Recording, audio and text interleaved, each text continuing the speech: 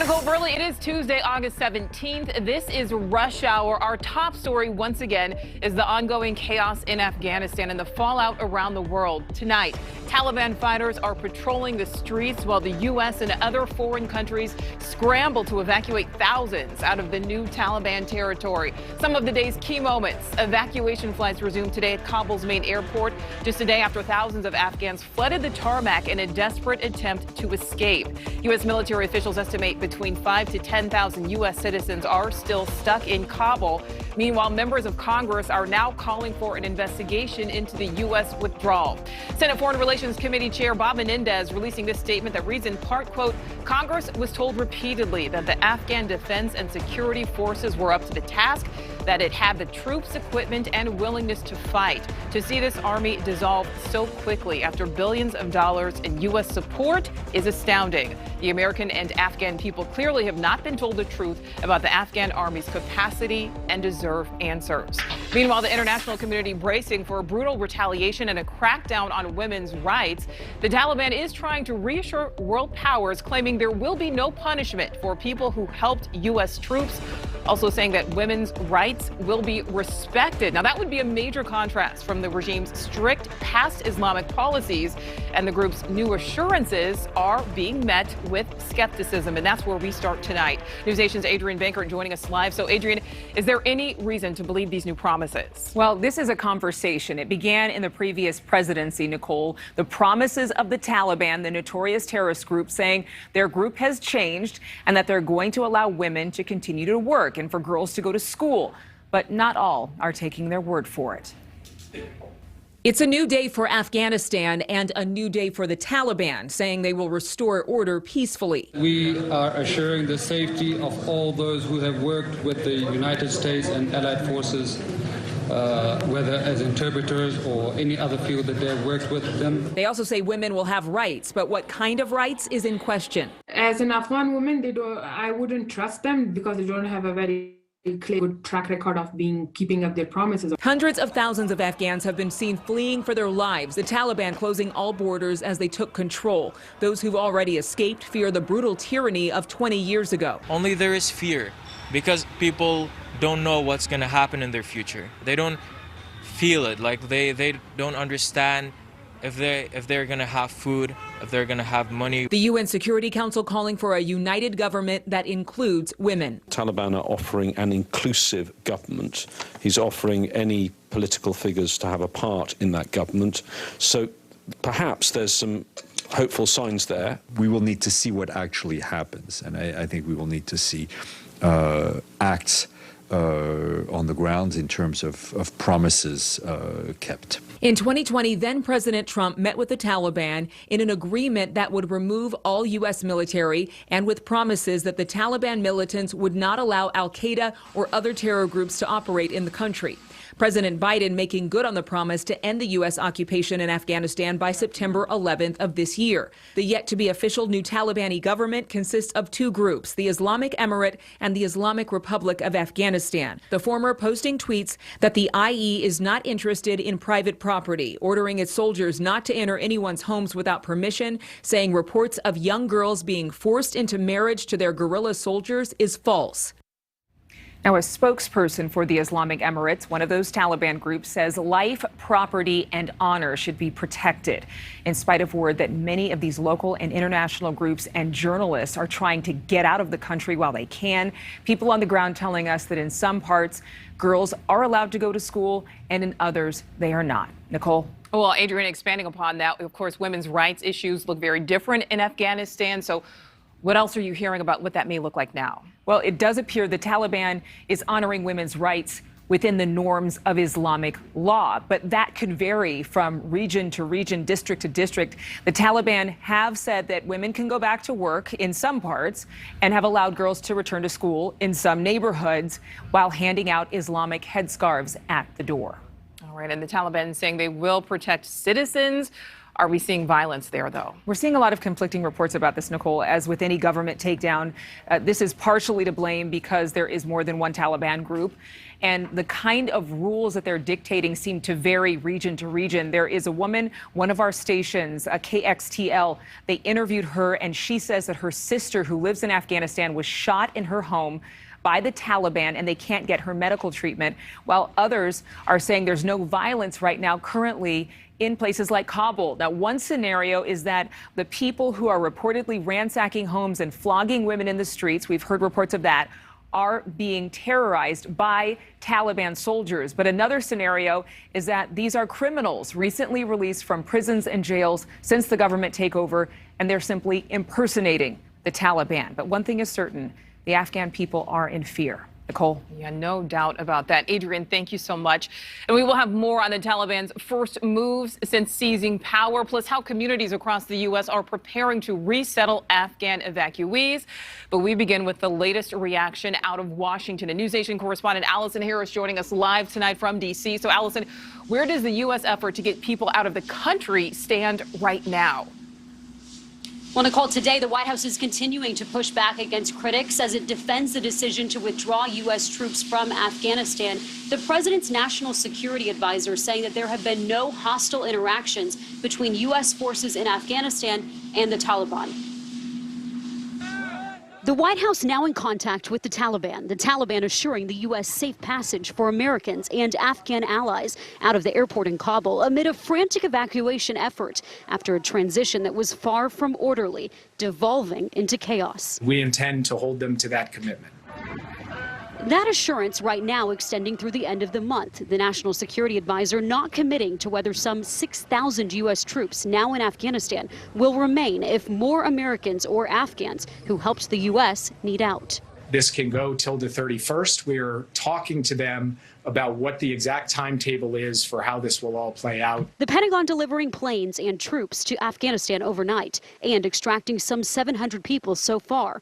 Major General Hank Taylor says it's a start. The speed of evacuation will pick up. The Pentagon plans to be able to get an aircraft in and out of the airport every hour, airlifting as many as 9,000 passengers a day. That time is of the essence, and we all share a sense of urgency here. The administration still running defense, blaming former President Trump for agreeing with Taliban leaders last year to pull out U.S. troops, leaving President Biden with a small force and a decision. Those who argue that with 2,500 forces, the number of forces in country when President Biden took office, we could have sustained a stable, peaceful Afghanistan. That is simply wrong. And some late-breaking news from the Air Force this evening. The Air Force saying that it will investigate Afghan civilian deaths at the airport, those people who were clinging to planes as they took off and fell to their death. Nicole? Yeah, so horrible seeing those images. All right, Allison, thank you. Well, our coverage monitoring the situation in Afghanistan now shifts to the Middle East. NewsNation's Aya Batrawi is live for us tonight in Dubai. Aya, you've covered this region for years. Get us up to speed on what the Taliban is doing and saying right now. Right. So what the Taliban are actually saying is that they want an amnesty. They're saying that they're offering this to everybody. And that they are hoping for an open and inclusive Islamic government, and that women should be a part of that government. But what they're not saying is what type of role women would have in government. And what they're not saying is what that Islamic government will look like and how they will interpret and apply Islamic law. You know, as you said, and as your program said earlier, you know, there are many interpretations for how to apply, you know, a text. You know, and Islamic text in this particular case. And so how will they apply that is still to be seen. But what, you know, the city of Kabul has been witnessing since Sunday is utter panic and fear by residents. And that was very evident with the chaos that took place at the airport. Although the city was calm today, although there hasn't been reports of real, you know, clashes or gunfights happening, and although the Taliban seem to just walk into Kabul without a fight, you know, there are real concerns over safety, over the thousands of prisoners who have been freed from jails in unknown circumstances. And of course, over, whether the Taliban is going to seek retribution against certain people, whether they worked with the U.S. government or whether they, criticize the Taliban, that's still yet to be seen. But what they're saying and what we've seen so far is that they have not taken steps to do that and that they want to be part of the international community. They have said they do not want to be isolated. And I think right now what the Taliban is probably going to find is that any popular support that they had for expelling, the U.S. occupiers, as they say, and for, crumbling this, corrupt Afghan government is now nation building. They're going to have to govern, and they're going to need popular support, that continued popular support. And to do that, they're going to need international help. Well, and you mentioned the calm there today, which obviously is in contrast to yesterday. Can you tell us, are foreign nationals able to leave? And then, of course, what about the Afghans who want to evacuate? So those are two very different scenarios. I mean, for foreign nationals, there have been efforts, of course, at evacuation, and there's been some serious assistance by those nationals' governments, whether that's the United States, New Zealand, France, Italy, Germany, Pakistan, India. There are efforts certainly to try to help citizens evacuate, particularly diplomatic personnel. But in the case of Afghans who are trying to flee, the situation has been markedly different. We've heard reports of the Taliban shooting in the air to keep people from, going to the airport, whether that is because they don't want them to leave or because they are actually trying to manage crowds and provide security is still unclear. But certainly there are thousands of Afghan women, thousands of young Afghan men who would like to leave just from the fear that has gripped them and are unable to at this moment. Yeah, and certainly, of course, we all know those harrowing images of people clinging to those U.S. military planes. All right, Aya Batrawi, live for us tonight in Dubai. Thank you so much for that reporting.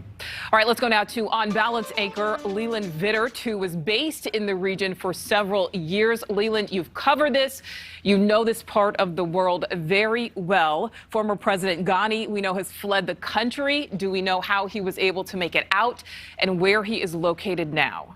We don't know either of those things, and it makes it pretty interesting that you don't know. President Ghani was not well-liked or well-respected inside Afghanistan. What he was extraordinarily well-funded and well-paid by the United States. Remember, he'd spent a lot of time in the United States in school and the like, so he was very well-versed in how to make and say to Americans what they wanted to hear about nation building and that the Afghan army was going to protect American interests inside of Afghanistan and the like. What he wasn't very good at doing is bringing together the tribes of Afghanistan and motivating the Afghan army to protect his country. And clearly we know this because of how quickly the Afghan army just dissolved away and let the Taliban take over. He fled, we understand, but the reporting about that he took helicopters full of cash and where he might be going is still all very unconfirmed. One of the reports comes from a Russian service, so you have to really wonder how much of that is true and how much of that is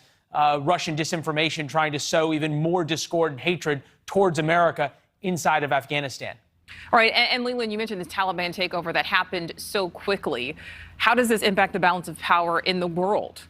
Well, it's a great question because you just have to look at who is celebrating this and who is not. As the Taliban came in, the Chinese very quickly said they would recognize the Taliban government, which is key because for a long time, the United States, Russia, and others were holding off and holding over the Taliban international recognition, saying we will not deal with a government that takes Afghanistan by force. China broke with that and said we will deal with the Taliban directly, even if they do take over. And just in the past couple of hours, the past 24 hours, the Chinese have said publicly that this is a humiliation for the United States, the pictures you're watching right now, and, if you will, danced on the grave of American interest inside Afghanistan. Why are the Chinese so willing to do that? They view it as a message to the rest of the world that America is in retreat, and very specifically, the mouthpiece for the Communist Party in Beijing put out an editorial saying to Taiwan, which is also a U.S. protectorate, hey, wake up. If the United States is going to cut and run out of Afghanistan like they did, they're going to cut and run from Taiwan as well. You can imagine there's a lot of capitals around the world where they rely on U.S. protection. that people are reevaluating those plans. Yeah, well, speaking of that U.S. protection, so much talk, obviously, about pulling out those troops. But we know that U.S. forces are helping in this evacuation. Certainly a dangerous job. And how much danger are they facing? Grave danger. Anytime you have American troops at the very tip of the spear, which they are now at the airport in Kabul, they have the right of self-defense. And the administration has said that if the Taliban that now surrounds the airport does anything to U.S. forces, they will be met with an overwhelming response. Well, yes, overwhelming, but you could have a situation where there's a lot of Americans who are dead very quickly before you can spin up that response. All it takes is one suicide bomber, which there have been a lot of in Afghanistan, or one guy with an RPG who hits an American C-17 on the way in, that things could turn extraordinarily tragic, extraordinarily quickly. And the other question we don't really know from the U.S. forces on the ground in Afghanistan is, it's great that you hold the airport, but almost all the Americans are not inside the airport compound right now. The State Department told them to shelter in place. You've got about 11,000 people who are going to have to rely on the goodwill of the Taliban to let them into the airport. You have a potential there for, shall we say, a combustible situation. Oh, absolutely. That's certainly one way to put it. All right. Leland Vitter, thank you so much. On Balance starts at 8/7 Central. We appreciate your insight. See you then. As the situation in Afghanistan unfolds, we know Texas is one of the places refugees may wind up. NewsNation correspondent Marky Martin live tonight from Dallas. So, Marky, what is the plan right now? Yeah, good afternoon, Nicole. Pentagon officials confirming that thousands of Afghan refugees would be coming here to the United States. And yesterday, they specifically named Fort Bliss in El Paso, Texas, as one of 2 military sites that would be receiving them. We were able to announce 2 additional U.S. military installations that will be rapidly increasing their capacity over the next days and weeks. Fort Bliss in West Texas and Wisconsin's Fort McCoy. To help build out to a maximum right now of approximately 22,000 capacity if we need it. According to Department of Defense spokesman John Kirby, military bases were chosen as many of these Afghan refugees worked with the United States during the war and could be targeted.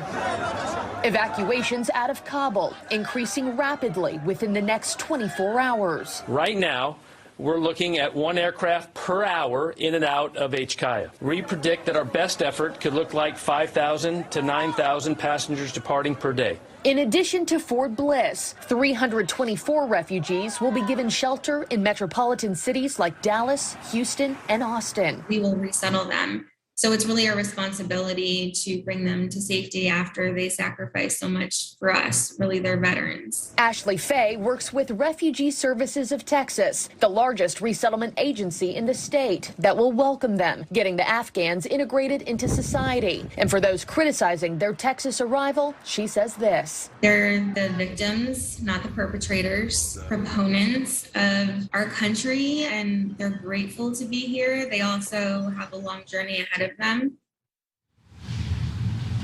Now, right now, there's no timeline for their arrival here in Texas, but today we did reach out to Fort Bliss just for comment or for more information, and they only referred us to the Department of Defense. Nicole.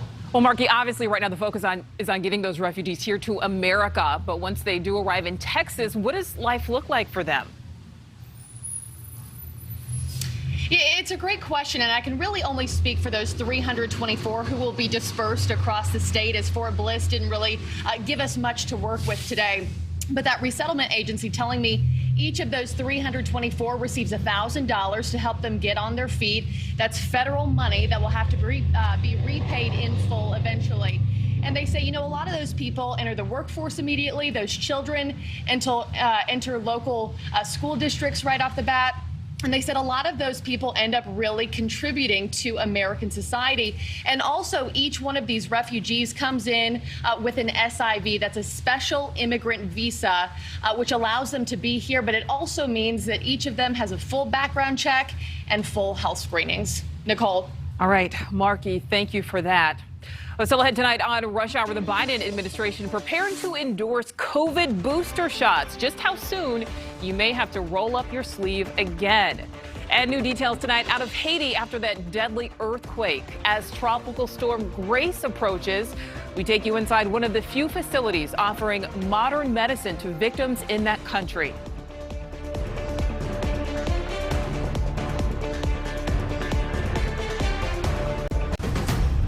To the pandemic now, and breaking late this afternoon, Texas Governor Greg Abbott announcing he has tested positive for coronavirus.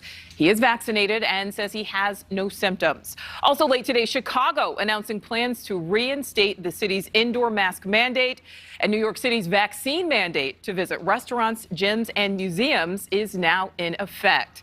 Another major headline, all signs point toward U.S. health officials recommending a booster shot for people who've received the COVID vaccine. NewsNation correspondent Joe Khalil live tonight in D.C. So, Joe, tell us about this. What do we know? Well, so the White House is making plans right now for Americans to get a booster shot.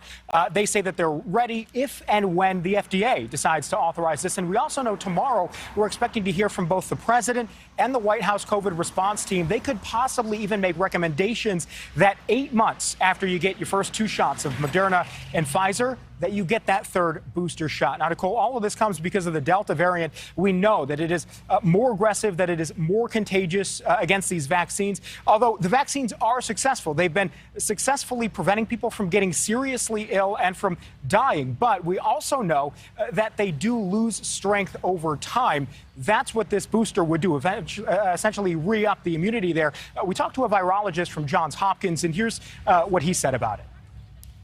The vaccines are working.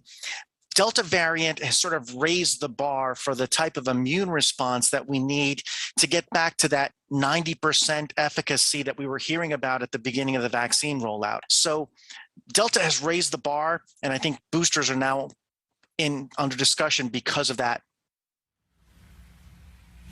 Now, the CDC recommends that elderly people and those who are immunocompromised get a booster shot. We'll have to wait and see what the White House says or what the FDA says if they approve it for the general population or if they follow the CDC recommendations. Nicole? Yeah, the Delta variant really seeming to change things. All right, Joe, thank you. Las Vegas Raiders fans need to be vaccinated if they want to watch their team in person.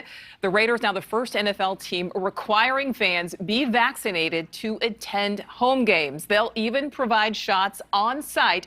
And NewsNation's Nancy Liu is live tonight at the NFL's newest stadium. So very few fans, Nancy, have actually been able to even enjoy that stadium thanks to the pandemic. So what can fans expect from around the league this season?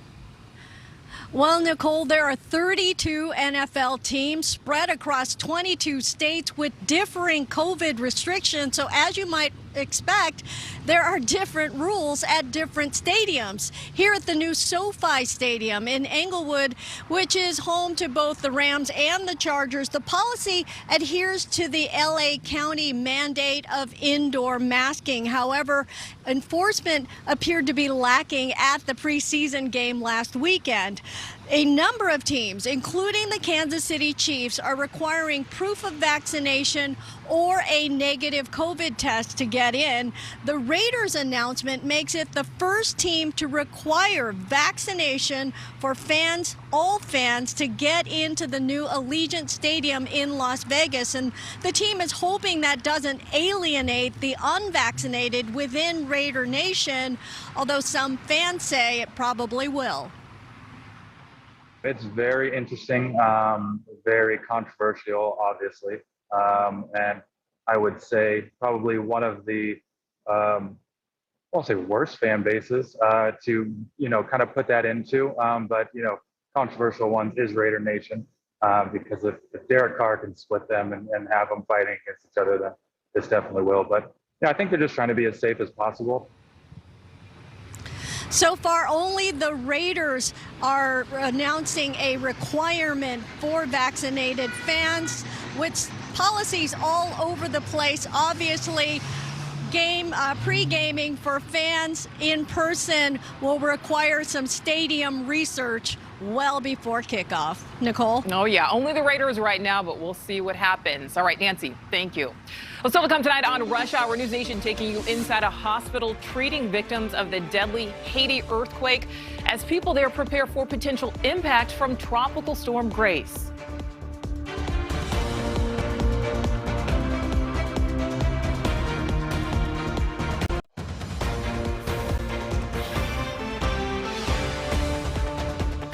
Welcome back to Rush Hour. Here's what's happening in your nation right now. All eyes on the triple threat in the tropics. Tropical storm Grace drenching Haiti, already devastated by that deadly earthquake, and the system could gain hurricane strength. And as schools welcome students back to the classroom, a shortage of bus drivers forcing some districts to push back classes. Some schools even offering to pay parents to drive those buses. And a Chicago pharmacist staring down a potential sentence of more than 100 years in prison for auctioning off COVID vaccination cards. We'll tell you what happened in court today. But we begin tonight with the latest on that deadly earthquake that struck Haiti over the weekend. Nearly 2,000 so far confirmed dead, and the recovery efforts even further disrupted now by Tropical Storm Grace bearing down over the region. NewsNation correspondent Brian Enton live tonight for us in Miami. So, Brian, what is the latest out of Haiti? Well, Nicole, you know, Haiti really just cannot catch a break right now. You mentioned it first, that devastating earthquake, and now Tropical Storm Grace. The video coming out of the country, it's just heartbreaking. You have thousands of people who are displaced by the earthquake, who are living in tents and under tarps, families living under one tarp. Now they're being pelted with rain and heavy wind from the tropical storm, many of them now living in inches of water. The latest on the earthquake, you mentioned it, the updated death toll, now more than 1,900 people in Haiti who died as a result of that earthquake, almost 10,000 people injured. Many of the hospitals we hear are at capacity, totally full. Today, the U.S. government said they are sending even more aid to the country. Right now, what we're focused on is getting a USAID DART team. It's been deployed out and active in helping address this. We've got U.S. Coast Guard elements, and Southcom has mobilized with logistical and other support to be able to provide the kind of emergency response that is necessary in a human tragedy and catastrophe like this.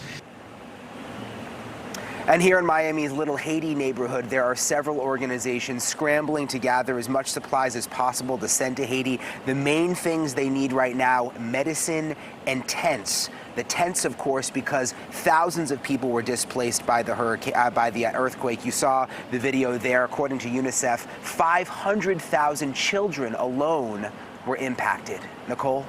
So much devastation. All right, Brian, thank you.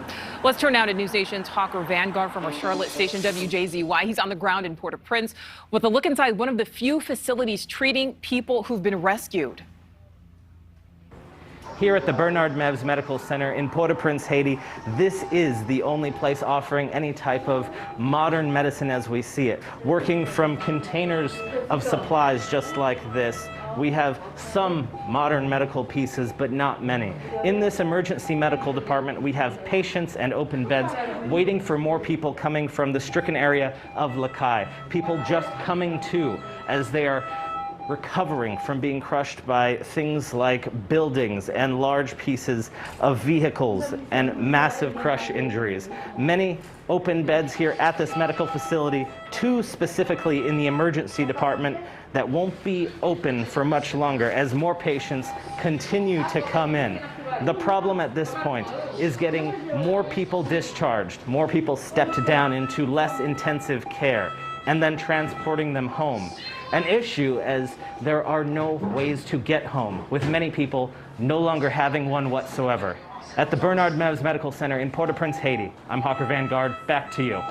All right, Hawker, thank you. And Haiti just getting no help from Mother Nature and those recovery efforts as Tropical Storm Grace drenching the country today. This video shows flash flooding. This is on roads in nearby Jamaica. And NewsNation Chief Meteorologist Albert Ramon live for us tonight in the Weather Center. So, Albert, tell us where Grace is heading now, and will it be strengthening into a hurricane? Yeah, I think it's a hurricane as early as tomorrow, early afternoon. The good news for Haiti, especially southwest Haiti, where the recovery efforts continue, is the worst of the weather now pulling away, and really some heavy thunderstorms this hour around the island of Jamaica. The center of the circulation is near Montego Bay, as this is now moving off towards the west into the Western Caribbean Sea. So I think by this time tomorrow, it's a Cat 1 hurricane in the Western Caribbean Sea, 80-mile-per-hour winds impacting the Mexican Yucatan Peninsula Thursday morning, and then a secondary landfall it looks like Saturday morning near Tampico, Mexico. That's going to be a mudslide threat for that part of Mexico, especially it moves inland, very mountainous in central Mexico. All right, that's Grace. This is Fred. A tropical depression now. It was a tropical storm yesterday, made landfall in the panhandle of Florida.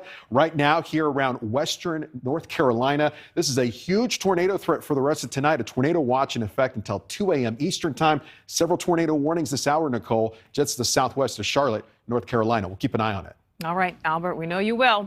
Well, still to come on Rush Hour, the wheels on the bus grinding to a halt in a number of school districts across America, how some schools are working to fight a national shortage of bus drivers. Plus, a Chicago pharmacist accused of auctioning off COVID vaccination cards to the highest bidder, now facing a potential decades-long prison sentence.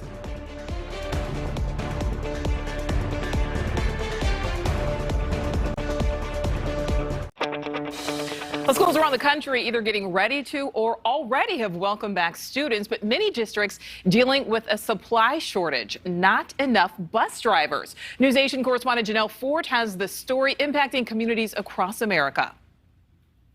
As summer comes to an end, school districts are welcoming students back to campus, many for the first time in more than a year. How happy are you to be back in class instead of, learning from home? Excited. But as students return to in-person learning, districts across the country are running into an unexpected problem, an unprecedented shortage in bus drivers. It is one of our most serious situations we're facing right now, right behind COVID. In Georgia, Atlanta public schools are down about 30 drivers this year. There's on-demand delivery services, and UPS and FedEx and all the shippers of the world are ramping up their hiring as well to meet supply chain demands. It's really creating a unique recruitment position for school districts to be in.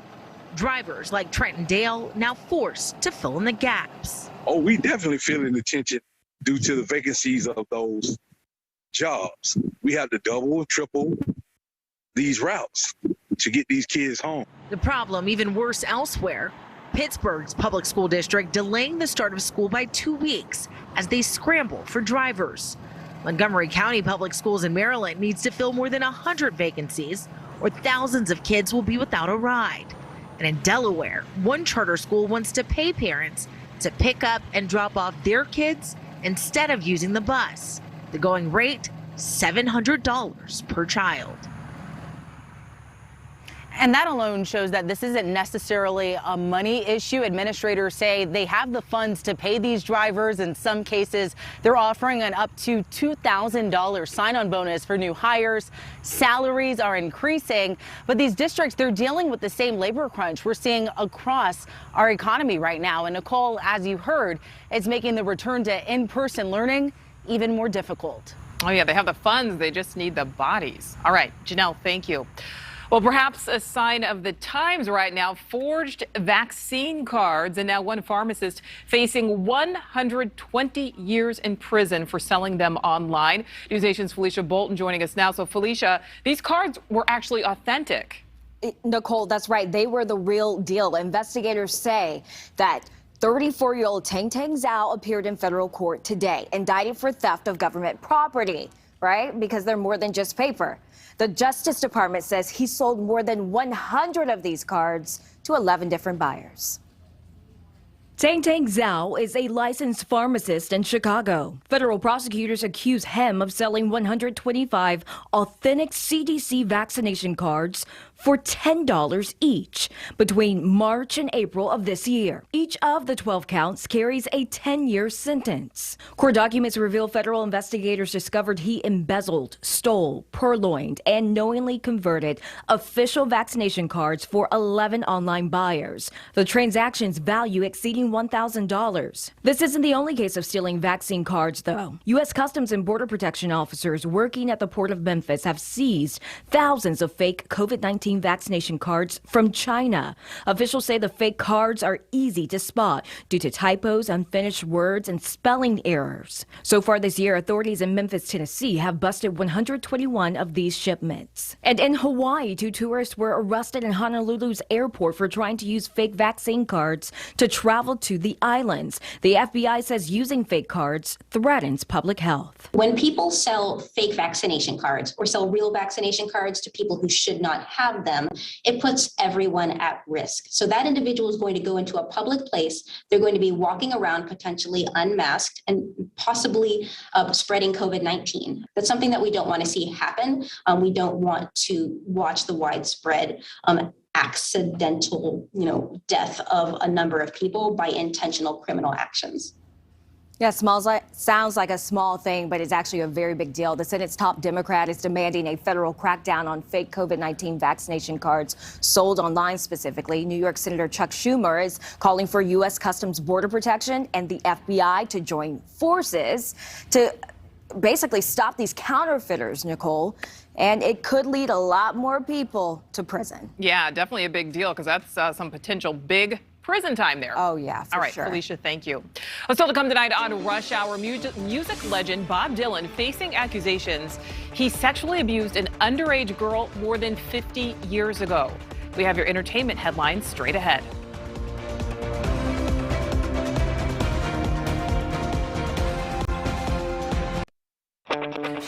Time for some entertainment headlines. These are serious, shocking news for Bob Dylan fans. The 80-year-old singer-songwriter being accused of sexually abusing a 12-year-old back in the 1960s.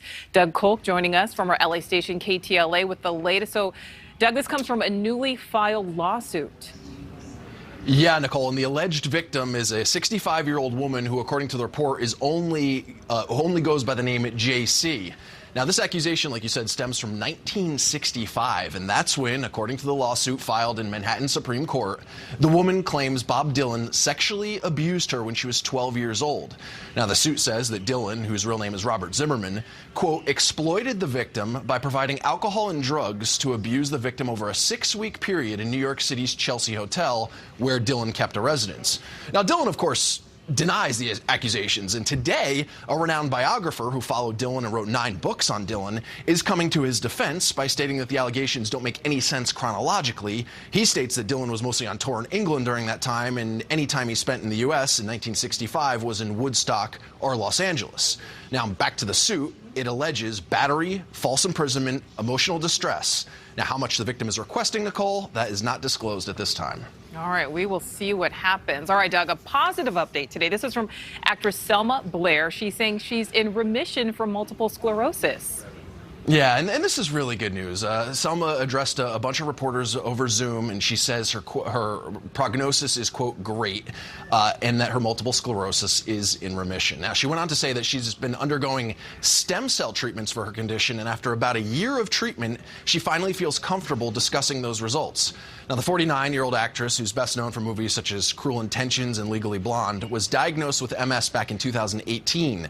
And Selma is now telling her whole story, and she says she's not holding back a thing in a new documentary titled Introducing Selma Blair. That debuts in theaters and on Discovery Plus in October, Nicole. Oh, yeah, this is great news. Gives hopes to so many people. All right, Doug, thank you so much. We appreciate it. We continue tonight live from our News Nation headquarters here in Chicago. Here's a look at what's going on in your nation right now. The White House defending its decision to pull out of Afghanistan as some members of Congress now calling for an investigation into the U.S. withdrawal. Evacuation flights resumed today at the main airport in Kabul, one day after many Afghans tried desperately to grab onto those departing planes. U.S. military officials estimate between 5,000 to 10,000 U.S. citizens are still stuck in Kabul. The White House making plans for vaccinated Americans to get a 3rd shot if and when the FDA authorizes such a booster. The administration's COVID response team expected to announce the details tomorrow. That booster would be for those who received a Pfizer or Moderna vaccine, and it would strengthen immunity against the Delta variant. And multiple wildfires continue raging out west. The Calder fire ignited Saturday evening. It's about 60 miles east of Sacramento. It's already burned through 6,500 acres.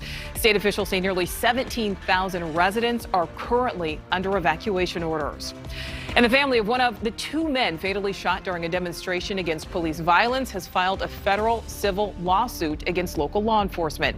Prosecutors say Anthony Huber was shot and killed by Kyle Rittenhouse during protests of the police shooting of Jacob Blake in Kenosha, Wisconsin last summer.